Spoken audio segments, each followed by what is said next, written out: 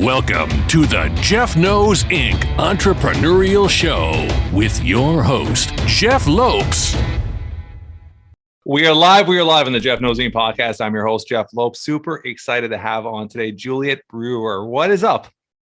Hey, how you doing? Nothing much. How you doing? I'm doing amazing. A huge smile, so very infectious. I love this. I love the start of this conversation already. I met Juliette through her dad, Jay, which I had on my podcast, and they obviously work together in the prehistoric pets, I guess, social space, through the zoo, there's tons of layers here. So we're going to have a great conversation today. So many layers today. Yeah. I just want to start off. Let's start off from ground, like right from the beginning.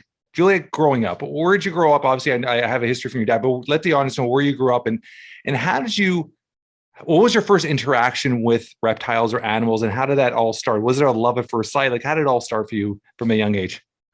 Yeah. So I was raised here in Fountain Valley, California. My whole life, I definitely am a person. I'm here and I have like a 10-mile radius. It's just the way that I work. And I love that. Yeah. I was truly born into reptiles. So much of it is all that I know. And I love that. I'm into it. From a very young age, I don't think that I have an initial, this was my moment of reptiles, because I truly, infancy. I have an older sister, and my parents started, it was Pet Country at the time, but they started Pet Country less than a year after she was born. Oh no, before she was born.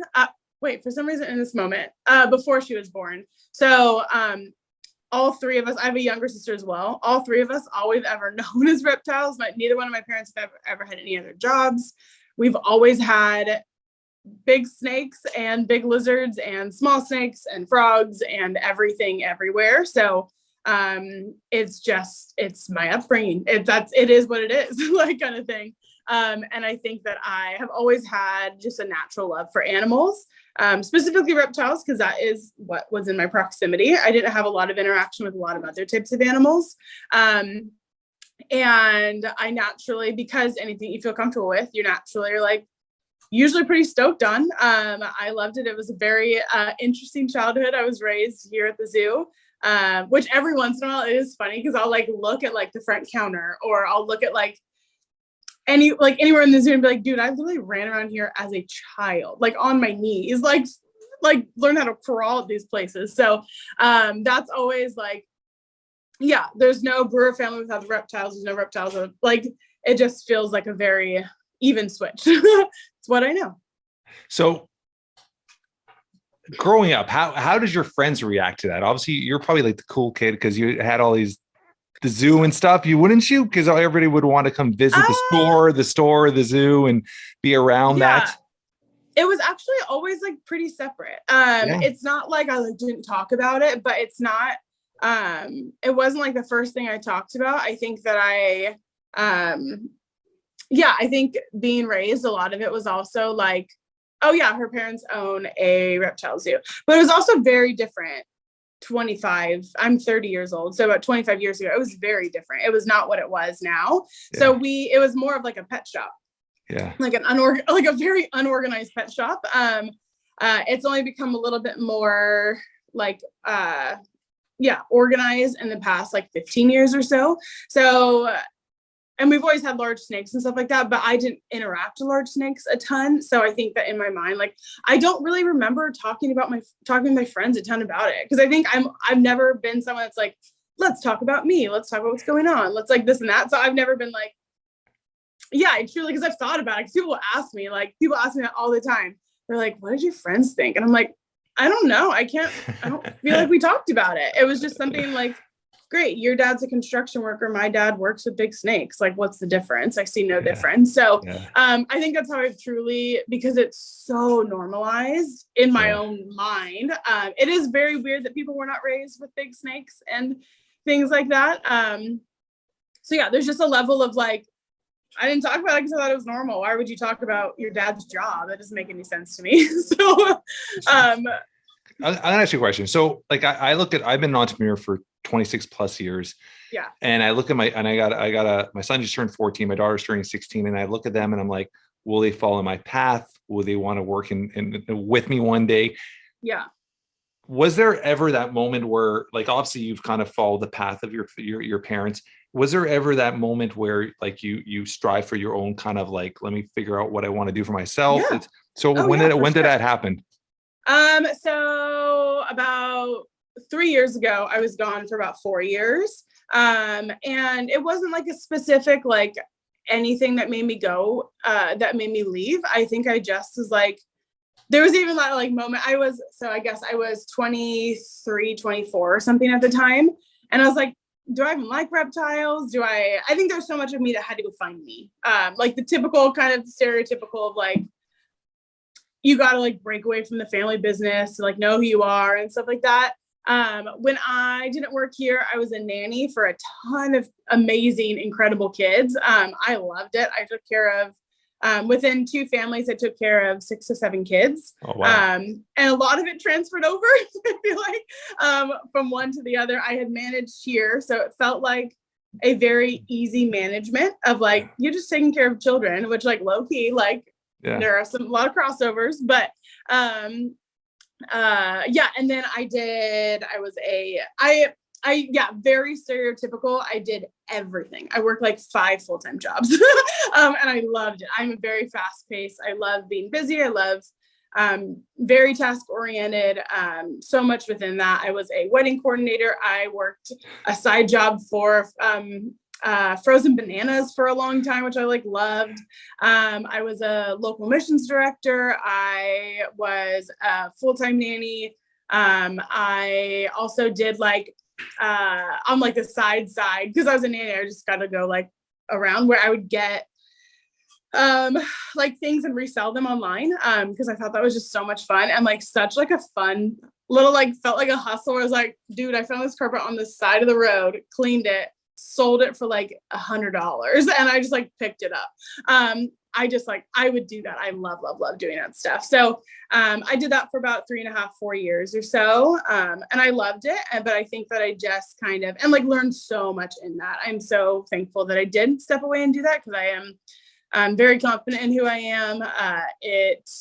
I agree with the way I was raised and all of the above, but it was cool to be able to kind of put those things into practice outside and like what felt like the real world. There's a little world that happens here at the zoo, but you don't ever have to like utilize those things, and you go out and you're like, oh wow, I do have good work ethic. I can manage people. I am good at this. I am task oriented. I love people. I recognize who people are and their gifts outside of here too. Like, there was so much stuff that I was very excited. It was fun. It was a fun couple years, but I also was like, I think I want to go back to one job. Granted, this one job is like 85 jobs, but at the same time, it's all under one roof. So do you find that you're a natural entrepreneur when you actually look at, when you're saying with the hustle and there's that big question, and I have a ton of entrepreneurs on our podcast, and it's a question I mean, we talk about on a regular basis. Are you born an entrepreneur? Are you born to be an entrepreneur? Mm-hmm. Is it something that's kind of instilled in you from a very young age, just by visually seeing your parents and all this? And just by you saying that, like the carpet, the hustle, like, I mean, believe it or not, I mean, you're an entrepreneur. You're figuring out ways to make money for yourself, right? Yeah. I think strategically, I have that in me for sure. Do I utilize it? I think of like entrepreneur as like, money-minded, hustle, gotta like get all this stuff where I'm like, I'm just here to have a good time. Like, and I will make money, but also like, but that's a pure entrepreneur, a passion, right? You find your passion. Yeah, I do have a lot of passion for just doing stuff, and having a lot of energy behind it. So I'd probably say my older sister is like the true, like, well, I wouldn't say true entrepreneur, but like the like actual mindset behind it of like, no, this is like what we like. Yeah, I have like zero. I'm not a visionary person. So in so many different things, I feel like I've heard my dad say this too. Like, I'm opportunistic. If something's in front of me, I'm going to take it, but I'm not good at like, what do I want 4 steps from here? Literally zero vision.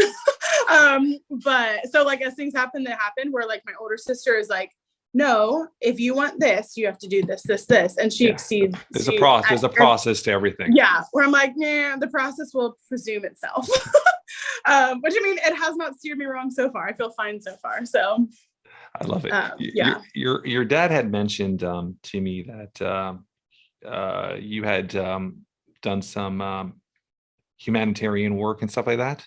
Do I get that right? Well, let's talk a bit about that. Yeah. So I have a heart for people, and seeing people the way specifically Christ sees people, which I think is a very unique view, because it comes without judgment. It comes without,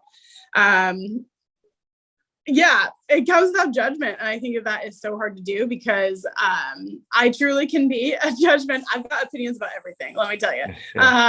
But there is something very different and very beautiful and freeing when you stop and you really filter things through the character of Christ versus my character, because my character is a bummer a lot of times. But in that I grow a ton.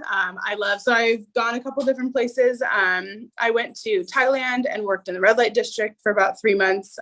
Oh, wow. And so much of that is like just being there and being present and seeing people and understanding people, because reality is that in 3 months, you can't do anything. No. There's so many years tied up in that. There is not a like, hey girl, I see you're in pain. You want to come? And then be like, yeah, like it doesn't work that way. So much of the heart behind that trip was just seeing people, and the fact that like that does make a difference to let people feel seen, and just hang out with them as humans versus how long were you there for? I was just there for 3 months. It wasn't a long time. 3 months is that's a chunk of time to commit to something, right? Which is very amazing. Don't. I mean, I just want to say you're just like, oh, that's pretty amazing. I mean, I thought you were going to say 2 weeks or 3 weeks. So 3 months is a chunk. It's a chunk of your time. Do you have any stories from there? I mean, these are things that I think a lot of people don't realize what's happening in this world, and they don't really talk about it. So, is there any stories you want to just to let people hear? The good and bad, right?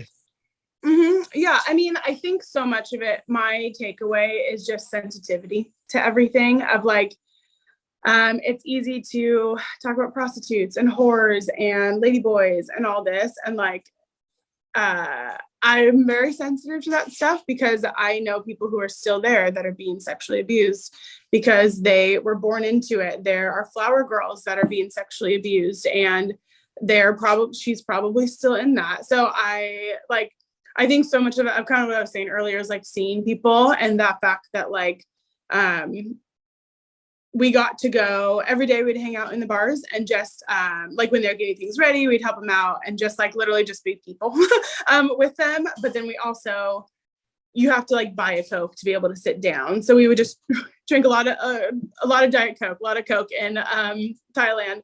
But then you also had to like watch and see these same women that were expressing earlier of like their dreams and desires and the hardships of their profession, unfortunately. And then you had to go see them being abused, like, because it's all like, you walk down the red light district and everything's happening right in front of you. And it's very intense. It's very, it's a really, I would just assume this is very tourist filled. That's what it's all coming from. Thailand, 100%. It was in Chiang Mai, 100% tourists. I mean, that's their income is tourists. So 1,000%, whether it's just people who are looking for conversation or people who are looking for more, it starts at those tables when you buy a Coke, and then you talk to somebody, and then you purchase them, and then you go upstairs, you go back to your hotel. And while we were there, people got hurt, they got beaten, like you could visually see the bruises the next day. Like it's heavy, it's really heavy stuff, but you have to keep it. It's their job. They don't. Is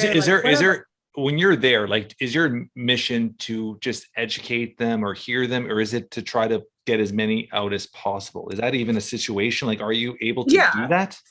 So the getting out is a very, very long, that is not a 5-second, because there's so many layers of abuse that are within that someone who's been in abuse for a long time, you don't just leave because you're so scared. Is it what they call a Stockholm syndrome? And you just keep on, your heart is like, I don't deserve anything that's good, like, and this, so they just are like, this is what I deserve, so they just go back. Or they're manipulated into like their pimps are giving them food, where they're like, in this moment I don't have food, at least there I have food, like, to where there's such a stronghold over them. So for us, we stayed at a hostel that has a cafe attached to it that is specifically creates jobs for women who are in the industry that would like to work to get out of it. So it provides housing, it provides vocational training, and like therapy and talking through things and recognizing stuff. And then at the end, hopefully finding them a job, or not hopefully finding them a job, but placing them in a workplace. But so many people, like I have a couple friends that were like long-term, like years and years, missionaries in Thailand. And they like talk about how you're like, oh yeah, they've been out for a couple years and then something happened and they went back. Like, and it's just devastating. But there's just so much mental abuse and aggression and value that is behind that like you just they can't receive it, so they just go back to what they know. So there was so where we went, it's called Lighthouse in Chiang Mai, which is like the most northern part of Thailand, which is the most still like culturally sound within Thailand, more of like Phuket and Bangkok and stuff. It's like LA. It's like LA. So it was really cool to be able to see that too, though, of like a lot of the culture behind it. And there's not culture, it's just very westernized. But Chiang Mai is like the most culturally sound to themselves kind of thing.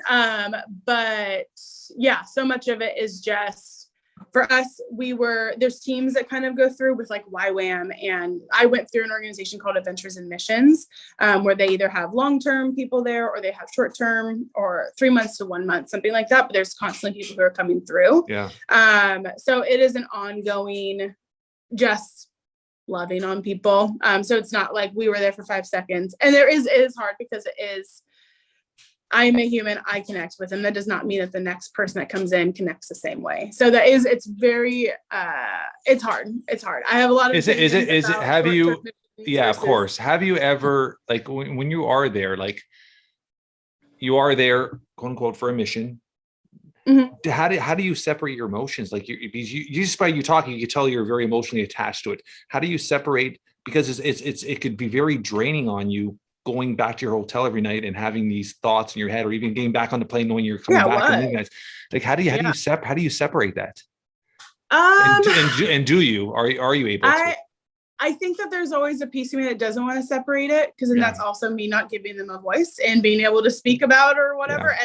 Again, I was there for 3 months. Like people have dedicated their lives to this, and they've rescued one person from it. So, and it's worth it. Like, so I think that there is a high respect in not letting it become normalized. Where again, I was there for 3 months. That should not be normalized in 3 months. No piece of that should be normalized. But I think that there's debrief. There's a team of people that were there. So we debrief and we talk about how that's not okay, and how I think it is very hard to be in someone's emotion with them, but not with them. I think not making it about myself, to be honest, at the end of the day, that's selfish of me to be in the emotion. At the end of the day, make it about me and my emotion that I'm feeling for this person who's actually going through it. There's a whole different list. I mean, there's a whole different list of things that I'm going through. But I'm processing that. I'm talking about that. I'm praying about that. I'm working through that. Where they're different emotions. They respectfully should be different emotions, because I'm not being touched at night unwillingly and not making so I think that's like a big thing within that, of just recognizing, and that I constantly have to reteach myself, because I can definitely I'm a passionate person. Like I definitely can feel emotions deeply, and being like, I can't touch that because girl, you're making it about you. This is not about you. You're selfish. So I think that's like a big piece of it, of it's not about me. And I need to still be able to, if it's altering my heart enough where I'm not able to be there for that person, that's a my heart issue. That's a bummer. Have you kept in contact with anybody there? I have not. I'm assuming it would be very hard to. Yeah. I mean, they all like Facebook and stuff. It was about 8 years ago, just in general. And I kept up with them for a couple years, just here and there. They didn't speak much English, but every once in a while we just like exchange like memes, or you know, like back in the day, but like the little like emoji, like they're big emoji people through communication. So just like that kind of stuff, and every once in a while check in. But I have friends who went on that same trip that have gone and visited them multiple times and stuff like that. So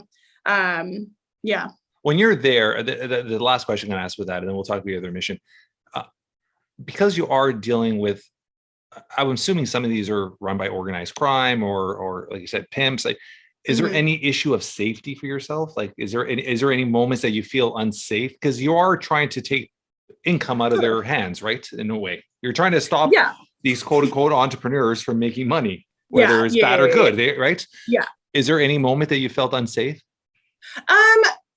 There was one moment, but that's like a whole different thing. It was like one of those things where one of the like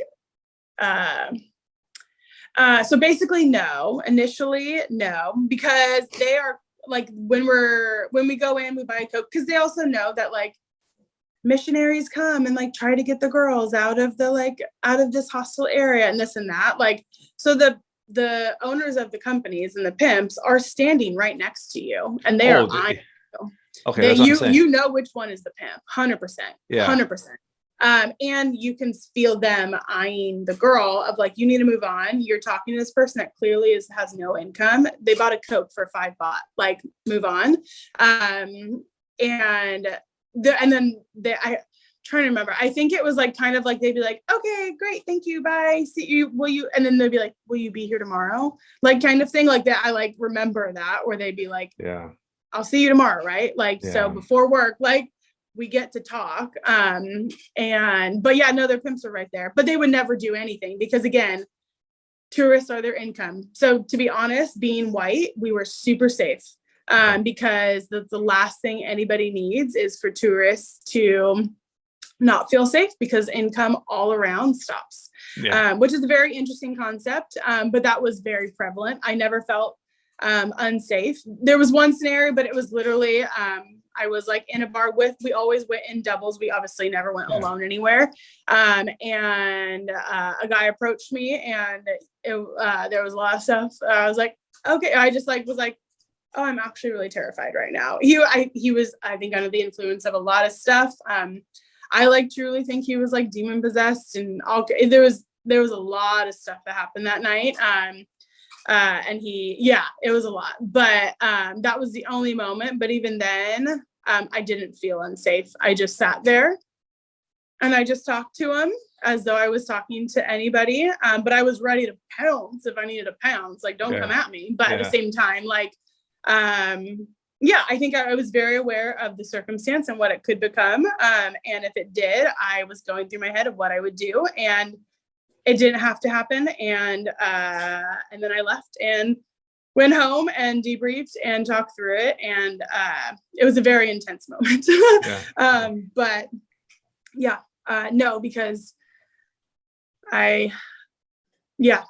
it's just crazy when you're dealing with a country with such, like you said it numerous times, where tourism is their livelihood, right? I mean, my main company is a company called Camorra, where I've been running for 16 years. We design and manufacture boxing and martial art equipment, and so we deal with a lot of Muay Thai gyms. And I mean, their national sport is Muay Thai, and you get a lot of individuals from North America, especially Canada, that'll go there and they'll train Muay Thai, and they'll live there for 3 or 4 months or 2 months and train and engage themselves indulge themselves into the culture and all that stuff. So it is very, very tourism based. So your next mission, where was your second one? I went to Zambia, Africa. That's pure opposite. Yeah, very opposite. Yeah. I like to change things up. I'm not like great, I dabbled in this, let's do it again. I'm like, oh, this is something totally different. But this time I like led the trip. So we went and just like played with kids. We worked in in a preschool it was preschool to probably second grade, I would guess. And it was wild. It was wild because the little kids don't speak English. It was very confusing on what our role was there, because we were basically just glorified babysitters, which great. So you didn't go there to like build a well or do anything like that. It was just more. We didn't. No. Oh. So much of it was, and then we did like sports ministry. So we every day we would go into this big field and we invite everybody and we come, and then we always started with like some kind of conversation, some kind of engagement. Because as they were older, they learned English. That was actually like their primary language. Just as babies, they just like weren't they just didn't comprehend. Which like looking back, I realized there was so in Zambia, I think there's like 3 primary languages. The main one is English, so then most of them were English speakers, but as kids I think they were still speaking like their native language or something. I apologize, I don't fully remember, but I remember that we like could not communicate. And like, I'm gonna be very honest, it was in the middle of, it was Maramba A, so it was like in the bush area. Seriously? These kids were wild. They were incredible humans, but it was truly like, there was never a moment where like, great, we're all like, you think of preschool, you're like, okay, cool. You kind of like get the kids together and then let's sing a song. Yeah. So we sang a lot of songs, we organized a lot of things, but we were never able to like get it together enough where the kids would listen. There were moments, literally, I don't even know what was happening there. I'm not gonna lie. Where the kids, they were probably the toddlers, grabbed the head of one and kept on hitting it against the cement. And I was like, what's happening here? What is that? I will never forget that. Like, but we just played a lot. We would go there in the morning, we played a lot of games, organize a lot of things. So the teachers would be able to be with the older kids and do a little bit more lessons.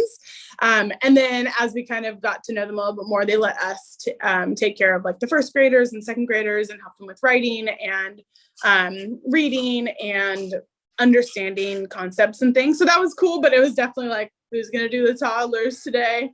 It was wild. That was how long were you there for? 3 months. Well, 3 months too. So that yeah, it was the same organization. They had asked me to come back and lead it.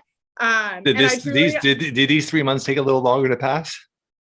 For various reasons, yeah, but it was very rough. It was a very interesting. I led it, which is it was a lot harder. So I ended up leading it by myself. At first I had a co-leader, and then she went to the doctor and like found out that her back was like not what it should be, and they're like, dude, you shouldn't do this. So then the day before I left I left to Africa with 6 girls that I've never met before. I didn't have a co-leader, and I was like, right on, let's do this. Yeah. And then 3 weeks in, my grandma passed away. I'm super close with her, and so like that was real, and it was sudden, so it was out of the blue. So that obviously threw like a loop for it, but and I didn't want to go to Africa.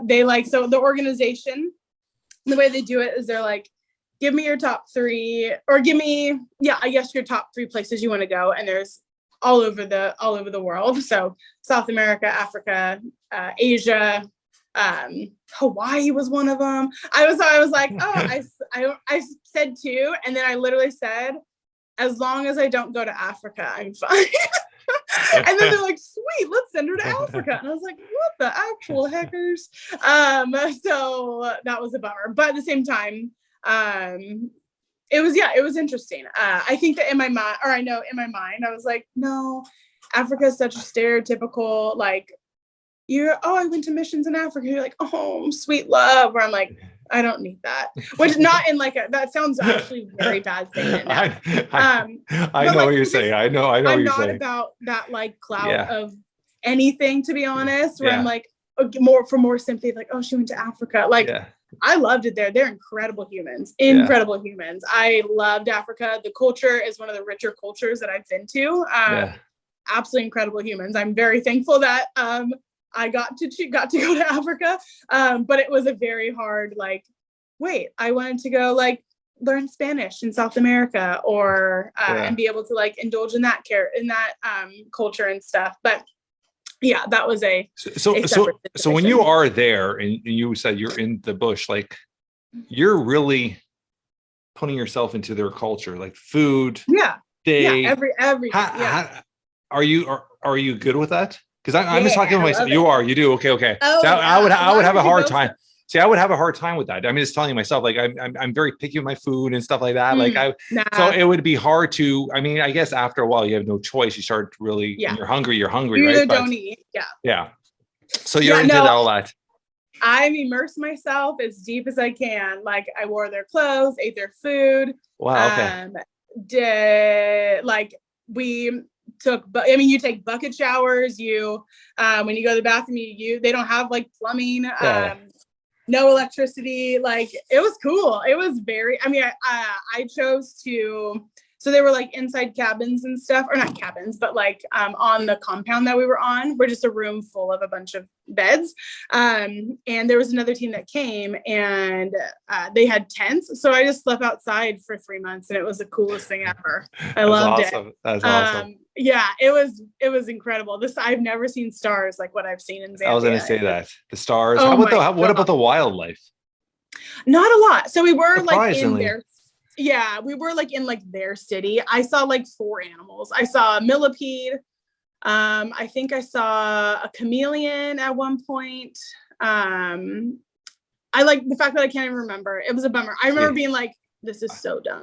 Yeah, I would. I'm in Africa right now. Yeah. We did go to Chobe National Park, and that was freaking incredible. That was the coolest thing ever. We got to go on safari. That was so fun. I was going to say, you went on safari. That was pretty amazing. Yeah. Huh? Yeah, it was. I mean, because we saw wildebeest, we saw elephants, we saw I think we saw a lion. I think we just saw a lioness. Yeah. I don't think we saw like a male lion. We saw tons of hippos. I'd never seen a hippo before, like obviously in the wild. Like I haven't seen anything in hippo. Saw some huge Nile crocs. I was like flipping out. Not gonna lie, I was the person. Granted, this was like 2.5 months in, and I was like, I have had no animals. What is the point of coming here? I actually scared most of the animals because I was like, look at the Nile croc, and then they're like, well, I'm gonna leave because she's sick. But yeah, so that's the wildlife that I saw. But naturally, I just saw mosquitoes. That's basically. But when you do something like that, it's pretty amazing to see them in their natural habitat. Huh? It's a different experience altogether, right? It's it's incredible. Yeah. It's coolest thing ever. Yeah, it's very, very, very cool. So let's get back to North America. So you get back to North America, and when did you actually emerge into the family business? Like how many years ago was this now? So that actually prompted, after I got back from both of those trips, I stayed at the shop for probably another year or so. Okay. And I think there's a lot that's connected in that, of like recognizing there's more behind these walls, and like, I haven't touched anything. Like, I'm just like, there's so much that I'm not even like, just of like, I'm hungry to go like get outside of the zoo. Like, here I go. Oh, so that was after the fact, those 4 years of things. Yeah, Okay. Yeah. So I think that prompted a ton in me. And also probably a lot of like self-discovery of like, you come back from those trips, re-emerging is really rough. It's not an easy task, because explain that. What? Explain more about that. You just lived in real poverty. And now it's still hard for me to eat at a buffet. I don't buy clothes. I only buy secondhand. There's just so many frivolous things. Like the fact that we have to park our $30,000 cars and pay $25 for it. It blows my mind. Like there's just those types of things, of just a simulation back into our normal Western life it was a lot. There were a lot of things where it was really hard for me to hear like people's problems, because it's like, dude, you don't sleep on dirty asphalt. Like, you're fine. Like, no offense, like, you're fine. I definitely like retracted a ton. I think that started a lot of my own like processing of like, not like who I want to be, but like, okay, you've seen the world. God, I'm so dramatic. You've been places, you've seen the world. You've been places that like, it changes your perspective forever. And I'm very, very thankful. Like, I'll definitely have encourage my kids to get out and like see the world. And like, especially living in Orange County, of like, so much of it is so frivolous. And of even just like eating out. The fact that I ate the same damn meal for 3 months straight and I loved it. I'm into it, whatever. Yeah. But the fact that like I came back and my friends, even just like the tipping point of like my friends would be like, where do you want to eat? And I was like, oh my God, we're so dumb. Like how American is that I have 18 different cultures at my back door and I'm still like, I don't know. Or even like, the like conversation of like, I have nothing to wear. I'm like, you have nothing to wear. Truly, I wore the same. I had hand washed my clothes. I mean, I'm not meaning like, oh, look at me, but like the culture of it, of like you hand wash your clothes, and that is a place of community versus like this fast fashion of looking good for something for somebody. So I feel like it's kept me pretty grounded, and I really appreciate that. I think that I work very hard to keep an outward mind versus inward, because it's a bummer when you're just inward, because then I'm all stressed out and things are going on that are not that big of a deal, where then I get to remind myself of like, hey, I'm very lucky. I'm very blessed. I have my needs. I do get to be frivolous, and I do drive a $30,000 car. Like at 10 years old, or even like, oh, you should get a new car. This and that. I'm like, why do I need a new car? It literally works perfect. I will drive that into the ground, because why would I not? Like, I don't know. Things like that. Where those I love this conversation. I didn't expect it to go this way, but it's a conversation that needs to be heard. I love it. I love don't it. go beyond their boundaries. They don't. You don't. And I think we get so stuck with social media and which is why I don't do self-branding. You said that before. Yeah. It's not about me. I don't want it to ever be about me. And I love that my dad is recognized, like, because at the beginning he had like mentioned or tried to like, oh, what about this? What about that? Let's do an interaction with this person. I'm like, no, I am not the brand. The Reptile Zoo is the brand. Like, people had mentioned, like, oh, you should do it. Like my dad's Jay Prehistoric pets, like, oh, you should do Juliette the Reptile Zoo. And I was like, no, I am not the Reptile Zoo. There's so many people here that work their butts off. There's different mindsets with it, and I'll just give you a different. For sure, there is actual marketing branding. Not the bad way, but I mean, by you branding yourself, don't take this the wrong way. By you branding yourself, the more bigger of a following you have, the more influence you have, the more impact you can have for a good. So don't think of it as a negative way, right? So because I have not had a problem with that so far, so I don't see that as a problem. Yeah. No, I'm not saying it's a problem, but I'm prideful. I was very prideful, but I have not seen that as a issue. No, you're doing amazing. You're doing amazing. Thank you. Yeah, thank you. Yeah, and when I met your dad, you asked your dad, like the first thing I said, I was like, could you introduce me to your daughter? I want to have your daughter on, because I really, really would love to interview her.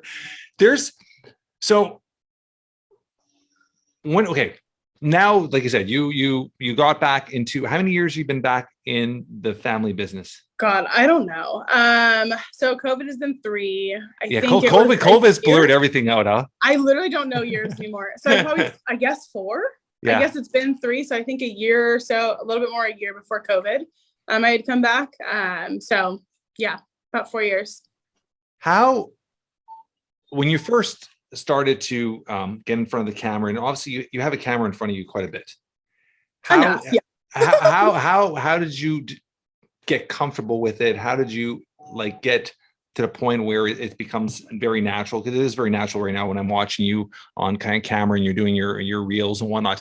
How did you get very comfortable? Because you seem, like you said, we're having this conversation. It's not about you. It's not about thing. How do you get comfortable with it? Because most people might be shy or do you do a lot of takes? Or is it just one take all the time? One take. Okay. Yeah. Okay, awesome. Yeah, I don't know. I think I have a natural. I'm not trying to prove anything to anybody. You're just being you. If you don't like my videos, I have a natural bubbly personality. I act the same to every human. Yeah. I think that is like a big piece of like, I also am task oriented. I will produce good product, and if it's not good product, it won't be posted, kind of thing. Perfect. So I do care of like, then there's a weird balance in my own mind of like, so my thing is I need to be represented. So I just make the videos, but then someone else edits them and posts them and stuff, which I'm very thankful for, because I don't like that. But I think so much of it is that I also have a connection with the videographer and the editor. Which is everything for me. I think, so I've been doing videos, I guess 2 years now, something like that. 2.5, right at the beginning, right before COVID, I guess. Yeah. And there's definitely, I think I've gotten a lot better. I used to have to take a lot of takes because it's just hard to, you have like all this information that you're like, great, I want to put it into a 15-second video. How do I like maneuver that? And I talk a little bit weird. I have a weird way of like presenting things. So I just would get tangled over my words, where I've definitely gotten way better at that, where now I'm like a one, maybe 2 takes, where I'm like, admittedly, I do have somebody that helps me just because my brain gets really tired. I have someone who is like the videographer. He's incredible. His name is Donovan. And then shout out to Donovan. And then Mason was helping us for a little bit of literally being like, okay, here's this animal, tell me 4 facts, and then I will formulate it into something and then do it.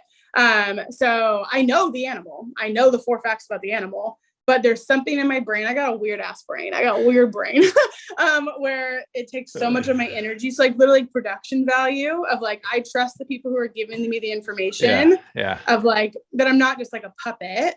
I am, but that's being an entrepreneur, right? That's being a leader. That's like putting people in the right place that you trust. And allowing the process, right? Which I love. So I have to feel connected to the videographer specifically, because that's who I'm talking to.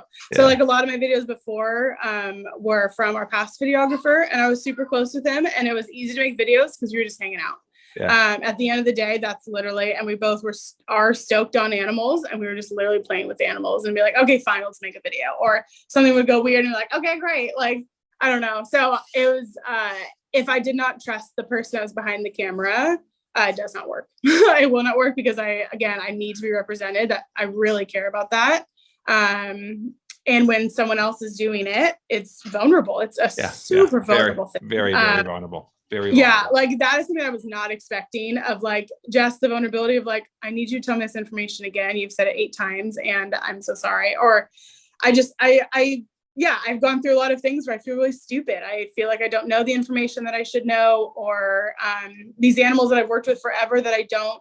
I have never gone to school for it or anything. I just know by experience of like looking at the animal, understanding the animal, responding to the animal, and going from there, versus like, they're from here, blah, blah, blah, blah, whatever. So it is a very vulnerable thing to then tell a colleague of like, hey, I don't know anything about this animal. And they're like, you've worked with it for 8 years. And you're like, I don't need to. So there's a huge vulnerability of also just self of like, you're filming me, like, brilliant, you're filming me, let's do this. So and I'm not a picture person. I'm not a get in front of a camera person. I'm not any of those things. So my friends, it's so funny. My roommates only found out like 8 months ago that I even like do all this stuff. And seriously? They were like, I don't talk about it. I truly don't talk about it, because I'm like, it's kind of like what I was saying of like my dad with big snakes when I was a kid. Like I don't, it's normal. I like videos get uploaded and people watch them. Brilliant. It should not change anything about my life, anything about anything. Of course, 100%. But like some things I'll talk about stuff and they're like, what the actual heck? Where's I going with that? I lost my train of thought. I don't know where I was going with that, but no, it is a very vulnerable thing, right? You're putting yourself in front of a camera at any time. It's that people gonna feel what they want to feel. Exactly. And you have to understand that you have to eliminate that process of, you're not going to give a rat's ass what anybody else says. You're doing it for yourself. You're doing it for the animals, doing it for the family, doing it for the business. Let's talk about animals quickly. Have you ever, it's probably the dumbest question I can ask, but have you got bit before? A couple times. By what and when? I've gotten bit by thousands of animals. Seriously, huh? It is, huh? I mean, it's truly part of the job. I mean, I've probably gotten bit by thousands of little snakes, medium snakes, not as many big snakes, because any bad injuries ever? I've become bitten by the gators a couple times. Where I mean, I wouldn't call them bad. I just had to get stitches. I don't know. Where I'm not very proud of my scars because that means I messed up. So I'm definitely not like oh, tell me your bites. Like, I got bit, and it's like a bummer. I don't know. Like, I feel like I disrespected the animal and I made him mad. It bums me out. Interesting. When I get bit, I mean, people who like brag about their bites, I'm like, no, that's literally physical representation that you messed up. Interesting. I love that. I love that. No, that makes sense. Yeah. So I don't take any pride in any of my scars. I wouldn't say a pride. I would just more of I meant it in a way of being scared. I meant be like, it's you're around animals that can be very dangerous, right? I mean, in any time, and you're handling them in your hand, and you're running. I see the videos. You're running around with them. You're trying to put them in cages. It's a situation where anything could happen, right? I mean, you could have a dog that's your best friend, and anything could happen. They could turn on you, right? So it's that moment. So when you are about to handle an animal for the first time, is there a preparation? Like, do you prep yourself? Like, so do you, like, is it through your dad? Is it through other people? Do you study? Like, how do you prep yourself? Like, how to hold it, where to hold it, or like, where do you go through that process? Because there's obviously a way to handle every single animal differently, right? Fully. What is nice is they kind of fit into categories of, if it's a monitor, I know the movement points, then I understand how to hold them so that they can do what they need to do. I'm in control, but they still feel fully in control. If it's a snake, if it's a little bit more rambunctious snake, I understand the movements of a rambunctious snake versus a chill snake, or a muscular snake versus a whatever snake, or a smaller lizard I know where to grab them to make sure that like I'm in control of them, but they don't feel like I'm domineering or anything. So I think so much of it. So the way that I do it is I kind of go through the process, see what category they fit into. And it is an educated category. I've worked with a wild amount of animals, very wide range of all of it. And I do know a little bit of like, sometimes I'll ask them like, okay, just tell me, is it feisty? And that's all I need to know. I don't need to know anything specific, but I do feel like I have the ability to be able to understand the animal like before, of like, okay, we vibing a little bit. We're not vibing. Like, okay, are you wanting to run away? Or you wanting to stay here? How hard do I need to like, in this front hand, holding the movement point, how hard do I need to like hold on to make sure that I don't get bit, but you feel safe in that. But I always, I say this for like when I do the gators, when I do a big monitor, when I do a monitor that I know is aggressive and I truly am like nervous about it. I'm like, okay, what's worst case scenario? And then I'm like, okay, worst case scenario is XYZ. So then in my mind, I'm like, great, that's all that'll happen. So, but that could be deadly. I'm assuming, no? Probably not. But if I think it's deadly, I will not touch it. I know my boundaries. I know the animal's boundaries. I'm not about to jump into something that I don't know anything about. I am not about experimenting on things. That's honestly, I think it's stupid. So like, I'm never going to touch a venomous snake. I know how to handle a venomous snake. I have been taught how to handle a venomous snake. I do not need to jump into that realm. It's not a realm that, or if there's, a big gator, like, or something like I've worked with these gators. They're basically domesticated gators. I know I am not going to go jump on a gator in Florida. That's stupid. But these gators, we got a feisty one, we got a sweet one. I will jump on that feisty one in 5 seconds because I know its next 10 moves. There's a very big possibility. Worst case scenario, he could headbutt me and knock me unconscious. 100%. But going in that, it makes it less dramatic because I am mentally prepared to get headbutted. So then I'm able to then take the steps to watch for that headbutt and make sure that I don't, and be able to, I think if you give yourself worst case scenario and are very grounded and linear and can you handle that worst case scenario, do it. Because I am a confident person.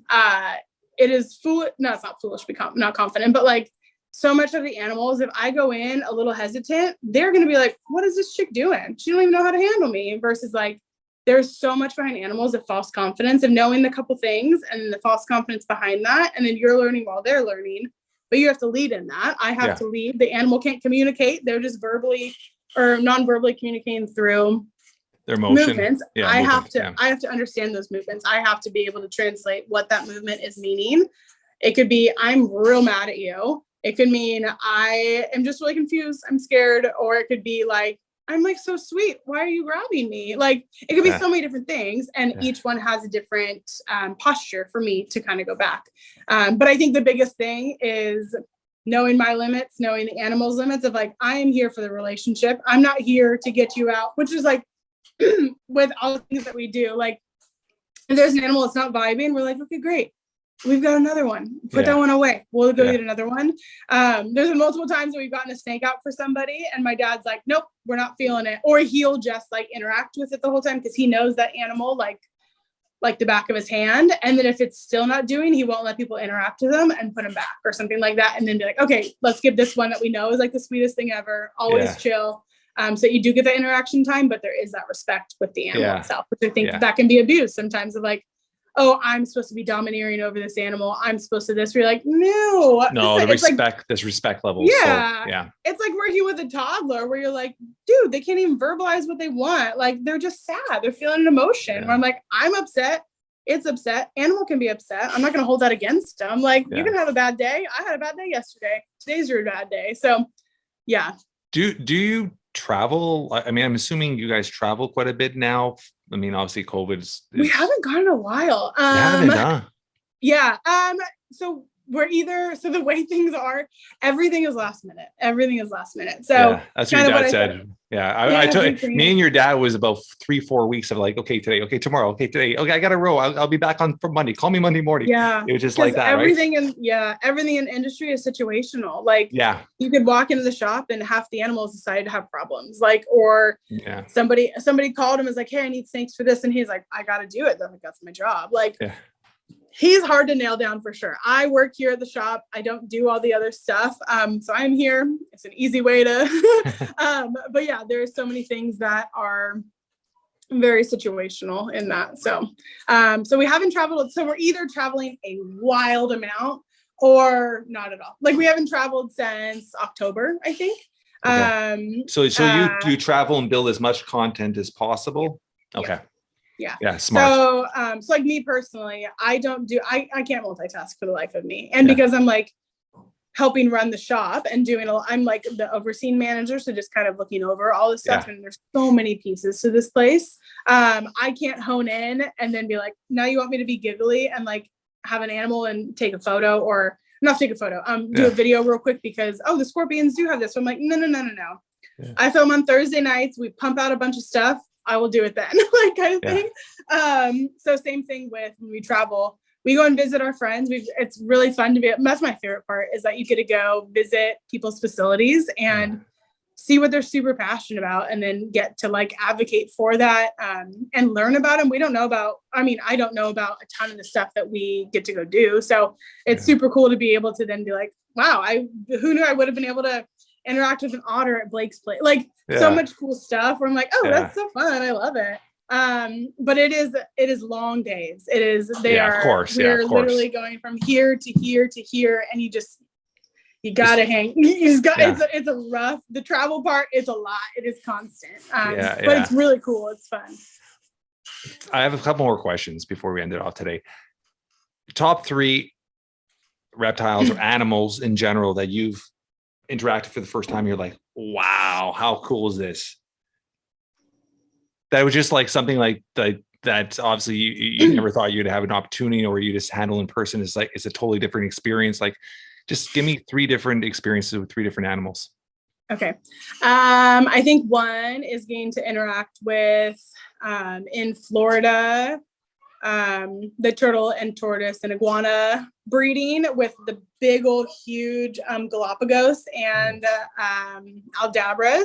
I think because we used to have an Aldabra when I was a kid, like a full grown one, and it was incredible. How heavy do they get? They get about 900 pounds or so. So the ones that we met were about 900 pounds and I think 102 years old or something. Wow. And they just had the coolest personalities. They were like the coolest things ever. So that was in Florida. And then I believe it was in Texas, going and visiting primitive predators, getting to interact with the Arapima. That was wild. That was so fun. It was like a video where I made where you like I had like salmon in my mouth or whatever, and then they're ambush predators, so they come up and get it. Yeah. But it's like this huge fish. It's like it felt like a big old huge fish. I don't know how heavy it was, but it was like a 7-foot fish. It was the coolest thing ever. And they're just so prehistoric and so like they're absolutely incredible animals. Each little scale was like so cool and so beautiful. That was a really cool interaction. I loved that. And then I don't know what my last one would be. There's so many animals. I got to visit, oh my gosh, there's so much stuff. I'm trying to think. I mean, to be honest, the other cool experience that I like just really loved was, okay, can I make it 4? Yeah, you can do as many as you want. Okay, great. The Tarpon in Florida, we went to the Keys. The what? What was it? Repeat that? The Tarpon. So again, it's another really big fish that you like, touristy, you go and like feed them fish, but you feed them out of your hands, and the same kind of thing as the Arapima. But it was just like, it was so fun. I loved doing that. I don't know why I'm not a fish person or a water person, but it was really cool. And then I also really loved, oh man, I just lost my last one. I really like primates, but I don't always like interact or they're very interesting animals. I think they're one that like kind of freaked me out a little bit because I know their capacity to like punch you in the face. I'm like, okay, cool.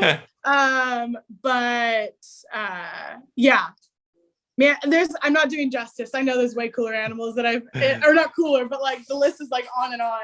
I just love so much of it. Also is like, even with those animals, the people that we met, we're so passionate about those animals. The stories they'll go behind it as well, right? Yeah, like the heart connection with it. So, but those off the top of my head, those are my favorite. How often do you guys introduce new species or reptiles to your location?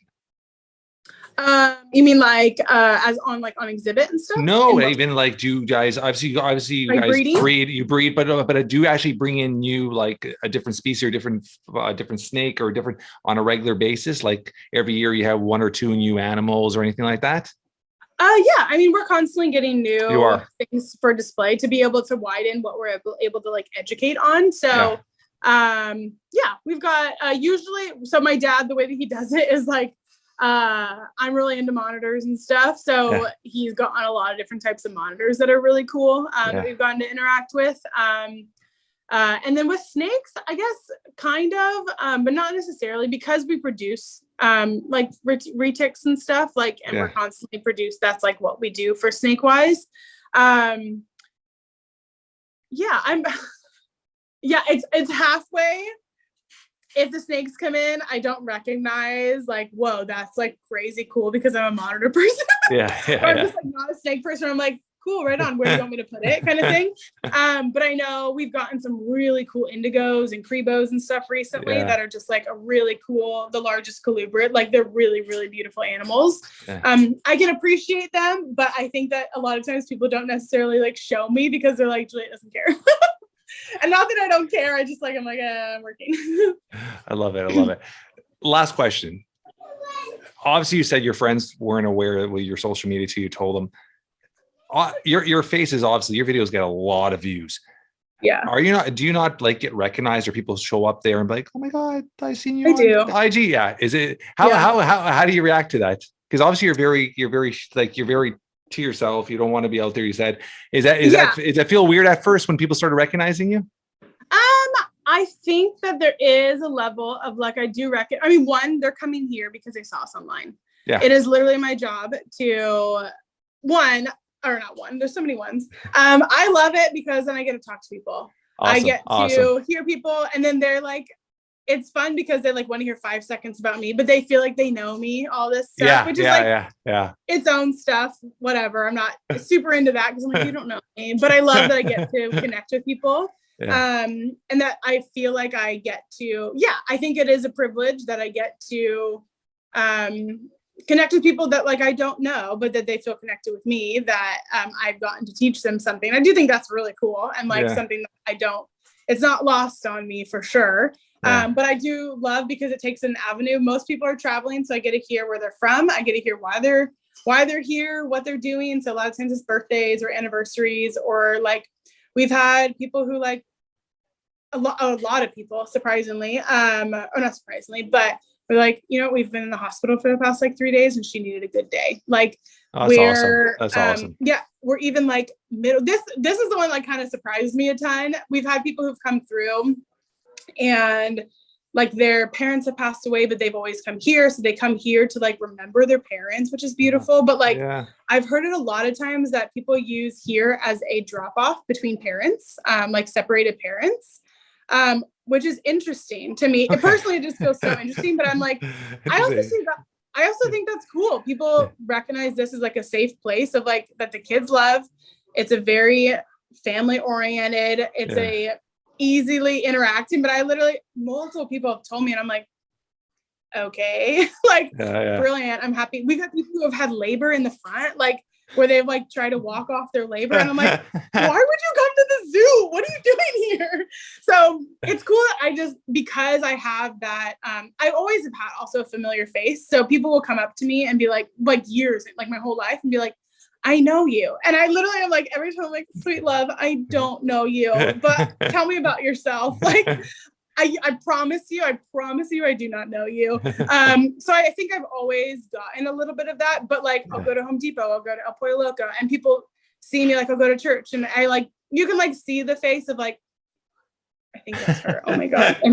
At my gym. So I've always kind of been whatever about it. There are moments when like a super viral video goes out and it gets a lot, like that is a little bit harder because you just feel like people are watching you and you don't get to like, you have to be on and stuff like that. So I go through periods of that because I would like to think I'm not a private person, but I'm also like a pretty private person where I'm like, I don't need to tell you about my life. You don't need to know. I am an open book to people who ask good questions and are in it to actually hear me versus like, oh, I know you from online. Here's 3 questions. And then I'll just like give it back to them. I love talking about people. So I'm like, great, let's talk about you. Where are you from? Kind of thing. So I feel fine about it. It was weird, but also kind of like what is my life? But my dad's always been kind of like in the reptile world known. So I think that I also am like, it's normal. Like we would go to reptile shows and I like loved walking around with him because I don't know why. I think it was just like a cool pride in my dad of like, look, these people like care who he is. Cause they'd be like, oh, come on over. Like, look at my snakes, Jay. And I'm like, why do you care who he is? Like, dude. So I think there is a little bit of like, it's not something that's wildly brand new to my dad or I. I'm going to ask you one last question. A couple words. This is going to put you on a spot. A couple words describe your dad, or what your dad means, or what your dad. They do that. Okay, I've never. Everyone does. Yeah. Yeah. What is your dad, or what does your dad mean to you? I mean, my dad means a lot to me. We're a lot alike, and we're very, very different. I think that I've learned a lot about people through him. I think I've learned how to welcome anybody in his family and treat everyone as equals until proven guilty, like kind of thing. Which even then he wouldn't say until proven guilty. That's me. His heart is always meaning for the best. I think that I think he's an overly passionate person that is very empathetic.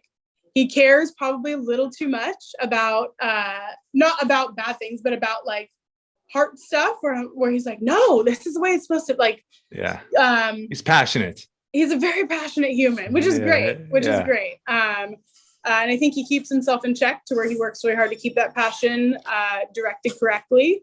But yeah, he's an interesting human. Every single time because everyone always asks, like, describe your dad to me, I'm like, girl, I don't even know, I'm still figuring him out. Is there and why I'm asking, because I look at my kids and now that they're 14 and turning 16 and I see their characteristics really developing and growing. And I start seeing things that I indirectly taught them So it's almost Totally. indirect mentoring. So is there Yeah. one or two things that your dad indirectly mentored you that you've kind of taken on into your personality or into your daily life? Yeah, I mean, I think my work ethic comes directly from him and my mom. My mom is a freaking beast. Yeah. So I think from both of them, she's behind the scenes, huh? Like you don't see her in videos? Is she ever in videos? No. Yeah. She's always been the hype saint. She actually isn't like, she loves animals, but she's actually not that into animals even. Oh, seriously? Yeah. I mean, she's stoked on him. She loves the beauty of him, but she like, if I like show her my monitor, every time she comes in, I go, "You want us to go visit my black dragons?" She goes, "Yes, baby." And then we go like look at my black dragons. But then if I take it out, she goes, "Ugh." I was like, "Who are you?" Yeah, I would definitely say work ethic. And the fact that like a self-motivation behind that, where like, I'm not gonna let people dictate the way that I present myself and the way that I my character and the way that I feel about myself. I think that comes from within me of like, and I mean that also, I guess it's from him, but then also like reiterated through Christ of like, I know who I am because he's always taught me of like, be confident. What's the point not to? Like, why would you not? Kind of thing. I was about to say that's a strong, confident woman, which is, as a dad, that's all you want your daughter to be, right? Yeah. Then you can accomplish anything. I love that. Yeah. I mean, that it is truly that simple, which it takes a confidence in that. And I think that I've never been told I couldn't do something, even in all my hardships of XYZ. Like, I think that both my mom and my dad have always been really supportive in everything that I do. And just like encourage me of like, great, it sounds like all you need to do is like XYZ. And I'm like, great, XYZ, I can do XYZ and A again.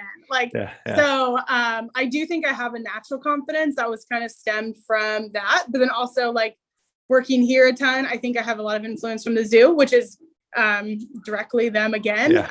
Just like, go work. So don't get all wrapped up in all the other stuff. Just go freaking work. Like, and that like my actions will show more than what I can say. Yeah, I think work ethic is such a strong attribute to have. I mean, it's just I have a lot accomplish of anything. I do too. And that's something I look at my children and at a young age, and they both have extremely strong work ethics. So I mean, it's something you can't go wrong with it. No matter what you imply it to in life is going to be amazing, right? They'll be succeed. Yeah. Because who's going to tell me I can't do it? So I'd be the only one that would tell me I couldn't do it, and I get to decide that. And if I decide I don't want to do it, I don't have to do it. No one's going to tell me that. Like, which also he'd probably say that's the hardest part about me as well. It's that I'm also like, I'm not doing that, and he's like, I know there's nothing I can do to make you do that. I'm like, damn right. You don't raise no fool. But again, that definitely comes from my mom and my dad for sure. They're both very confident in who they are and hard-headed in who they are, and they're not going to budge for any of it. So I love it. This has been absolutely, let me look. We've been hour and 10 minutes at this. This has been absolutely, it's flown by too, which has been amazing. Where could the audience, I know it is, but your social media handle to follow your videos and all that stuff, or websites, anything you want to plug, let us know. Yeah, we're on all the platforms as the Reptile Zoo. And then, so Snapchat, TikTok, Facebook, YouTube, Instagram, all the places. If you want to visit the zoo, we're here in Fountain Valley, California. You can get a special experience with certain animals if you go to the reptilezoo.com. But yeah, there's a lot of fun stuff. Get to learn about a lot of fun animals, and this has been awesome. I appreciate it. I appreciate your time. I'd love to get you back on a lot sooner than later. And thank you very much. Yes, of course. Thank you. Thank you. Thanks for inviting me.